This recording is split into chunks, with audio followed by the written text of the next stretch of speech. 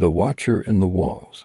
The farmhouse had been abandoned for years, but Eric and his wife, Julia, thought it was perfect for their quiet, countryside escape. The first night, as they unpacked, they heard faint scratching sounds in the walls.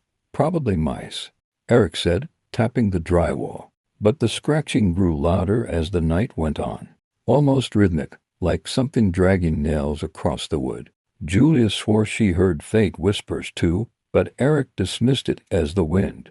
The second night, the sounds grew worse. The whispers were clearer now, almost like voices murmuring words they couldn't quite understand. At one point, Eric pressed his ear to the wall to listen. A voice whispered, "I see you."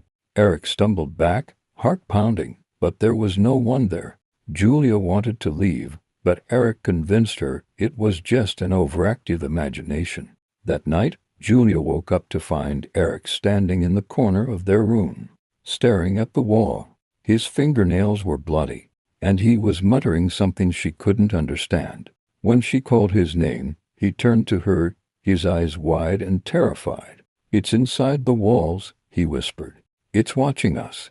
Before she could respond, a loud crash echoed from the living room. They ran to find the furniture overturned, deep gouges carved into the walls. In one spot, the wallpaper had been torn away, revealing a hole.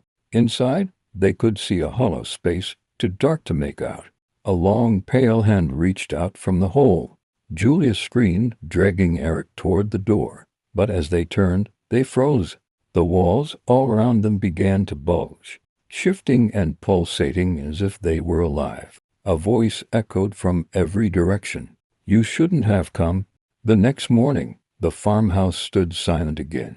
The neighbors would later tell the sheriff. They saw no sign of Eric or Julie, only deep, bloody scratch marks on the walls and faint whispers that never seemed to stop.